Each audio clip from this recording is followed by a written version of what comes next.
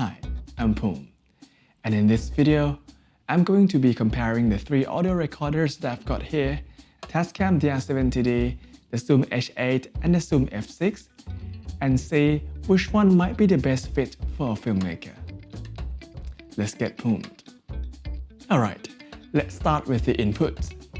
Tascam DR-70D comes with 4 combo XLR and quarter-inch TRS inputs, one 3.5mm TRS inputs in stereo, and a pair of built-in microphones, and it also accepts audio in from the camera, which can then be monitored from the recorder itself.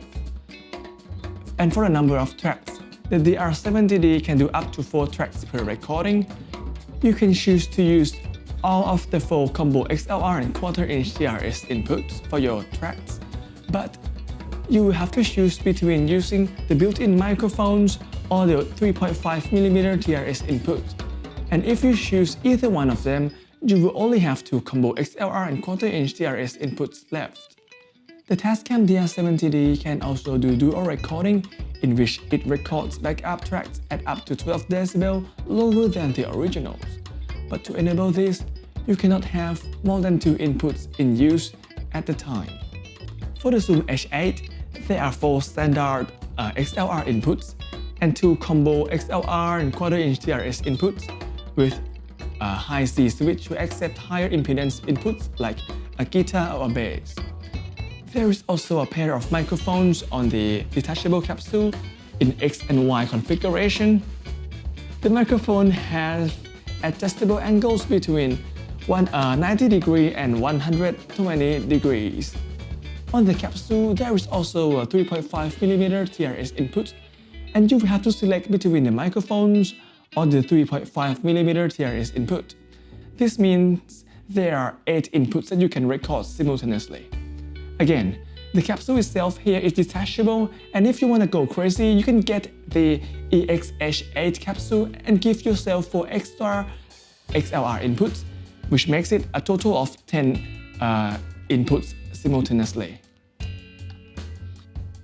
Zoom H8 can record up to 12 tracks at once, comprising the individual tracks, a pair of backup tracks of the microphone capsule left and right, and a pair of mixed down tracks of everything into left and right. And that's a whole lot of tracks if you ask me. Now, with the Zoom F6, you can only record with these standard XLR inputs, and there are 6 of them. There is no quarter-inch TRS inputs, no 3.5mm TRS inputs, and no built-in microphones. But if you really need to use a 3.5mm TRS input, you can simply get one of these, XLR adapter like the Rode VXLR that you can use to connect the 3.5mm inputs. The F6 can record 6 channels up to 14 tracks. How, you may ask? Well, it records those 6 tracks in both 24-bit and 32-bit at the same time. That makes it 12 already, right? And then there is a pair of left and right mixed down tracks of everything, so that's 14 in total. Now, in terms of the audio resolution, as I may have hinted earlier, the F6 can record up to 32-bit float and up to 192 kHz, while the Tascam DR-70D and Zoom H8 can both record up to 24-bit at 96 kHz. Now, let's move on to the sound comparison. And by the way, the F6 is claimed to have the lowest equivalent input noise level at -127 dB unloaded. Okay, I'll say a few quotes for the comparison, and we'll see if there is any noticeable difference. The audio will only be normalized, there will be no further post-processing, and I'll be using the Rode NTG3 about 50 centimeters away from me for the recording. Alright, here is the Tascam DR-70D. I turned off the light because there was a noise from the fan in the light. So every experience, no matter how bad it seems, holds within a blessing of some kind. The goal is to find it. And now for the Zoom H8. Every experience, no matter how bad it seems, holds within a blessing of some kind. The goal is to find it. Alright, now for the F6. Every experience, no matter how bad it seems, holds within a blessing of some kind. The goal is to find it. Alright, there you have it. What do you think? And by the way, the room here is not at all treated for audio recording. It's just a living room, okay? So, this is obviously in no way scientific, okay? Alright, let's move on. The DR-70D here supports SD card sizes up to 128GB with a card slot at the back, and it has a micro USB connector that can be used for power, and you can also connect it to the computer, to the PC, and use it as a card reader as well. It runs on 4 AA batteries, either alkaline or nickel metal hydride, and you can monitor the audio with the headphones and use the volume control on the side. Where is it? Oh, yeah. On the side. And there is also a stereo line out that you can use to output the audio. And for the Zoom H8, it supports an SD card up to 512GB. The card slot is pretty accessible, and there is also a micro USB connector at the end here that you can use to power it or connect to a computer, PC, or devices as an audio interface. And likewise, it runs on 4 AA batteries, either alkaline or nickel metal hydride. You can also monitor the audio with headphones here, but for this one, you will have to press the screen to control the volume, which can be a little bit of an inconvenience in some cases.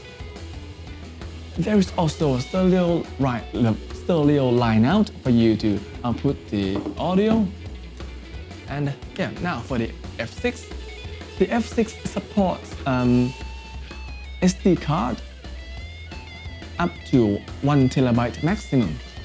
It has the USB-C 2.0 for both power and connection to other devices as an audio interface, just like the H8. The F6 also runs on 4 AA batteries, either alkaline, nickel metal hydride, or lithium. But what's cool is that there is also a plate here for Sony L series or NPF style battery. This means you have 3 options to power this unit. The catch though is that the card slot here is at the NPF style battery plate, so it can be behind the battery if the battery is on, and it can be a little bit of an inconvenience in some cases if you need to access the SD card, but generally it should be fine because you would only take the SD card out after the shoot, right? So yeah. There is also the headphone output here with volume control on the side beside it, similar to the Tascam DR-70D, which is nice. And there is a stereo line out here as well. And for the features and the menu navigation, Tascam DR-70D has a black and white LCD screen with the orange backlight that you can get through the menu using the big giant knob right here. And you can set the mic input gain in the menu to low, medium, high, and high plus, apart from the fader in the front here.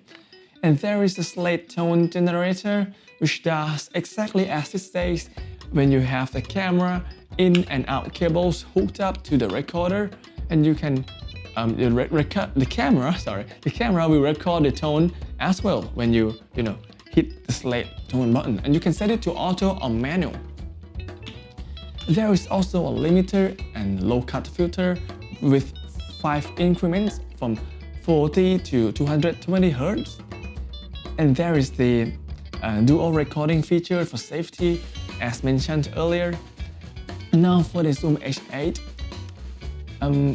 H8 features a full-color LCD touchscreen display, which is very fancy, but some settings can take some time to get to. There are 3 separate apps for 3 different purposes, including field recording, music, and podcasting, and each has its own unique features. To arm and disarm each input, you can simply press the button designated for each input and it will light up when it's armed. Boop, boop, boop, boop, boop. The faders for the inputs also have level label on them, which is nice. And you can enable a low-cut filter, limiter, compression for each input. When you're in a music app, you can also enable built-in effects for each input as well. It can do auto recording and pre-recording. It also supports Bluetooth when you plug in the Bluetooth adapter, the EP.1, and you can wirelessly control the unit from an iOS device. Only iOS device. Surprisingly, there is also a built-in speaker, and but it's not the best speaker, but it's there if you need it, I guess. Lastly, for the F6, the display is not touchscreen, but it's still full-color LCD screen that you can navigate through the menu using the four tiny little buttons here. Sometimes you might need to use two hands to make it quick, and there are a few shortcuts to memorize as well. When you press record, the record button lights up, and so does the play button when you are playing back, which is very, very nice. You can disarm an input by turning the fader all the way to the left until it clicks. And when it is armed, the red light indicator will be on. You can press the PFL button to go into the setting of each input and set it individually. It can do pre-recording, and it also supports Bluetooth when plugging in the BTA1 adapter, just like the H8, and you can control it wirelessly with the iOS device. Sorry, my English is getting broken. The best thing about the Zoom F6 is probably the ability to do the 32-bit float recording with dual analog-digital converters, which gives you an extremely wide dynamic range. And for the ergonomics, even though the Zoom H8 is a handheld recorder, it is actually pretty hard to get a good grip of the recorder. It is too light. It is really is too light, while being too wide and bulky. And I'm not kidding, it's very light. I'm not a fan of a build quality, honestly. It feels a little bit cheap, especially for the price. The position of the screen and the knobs is also a little bit awkward, especially for field use, because when you put it in a bag, right, you have it in a bag hanging here, the screen and the knob would not directly face you. It would face that way, so you would have to hold it up with one hand and adjust it with another hand, with the other hand. It can be a bit of an inconvenience. I wouldn't say it's a deal breaker, but it feels like it's not, properly meant to be used for field recording. Moving on to the Tascam DR-70D, it is compact, but it's not too light. It is definitely a bit heavier than the H8. It is pretty well built, I would say. It can be easily operated in a sound bag when you put it in a bag, right? The knobs, the switch, the buttons, everything face you. It faces up. So you can adjust things pretty easily with one hand, and the screen placement is pretty nice as well. It's slightly angled up. And for the Zoom F6, it is a prosumer field recorder. It is also compact and it is very well built. However, I find the buttons a bit too small and cramped up. Still, it can be easily operated inside a sound bag with everything facing you when you look down, similar to the Tascam DR-70D. And now for the price, the Zoom H8 will set you back around 549 Australian dollars. The Tascam DR-70D would cost around 599 Australian dollars, and the Zoom F6 would cost around 1,000 Australian dollars. So, what are my thoughts? Well, I'd say if you are going to use it mainly for filmmaking and you are on a budget, Tascam DR-70D is a fantastic option, as it's specifically meant for field use. But if you have a bigger budget and you are working in a bigger production, or you may be doing something that involves unexpected situations or in a documentaries, and you need a 32-bit float feature, then go with the F6. It will serve you very well. But if you're planning to do something, if you're planning to do different kinds of things, and you want something that can do it all, then the H8 is probably for you. Alright, and that's it for this video. I hope this video is more or less useful and helpful for you. And thank you so much for watching, and I'll see you in the next one.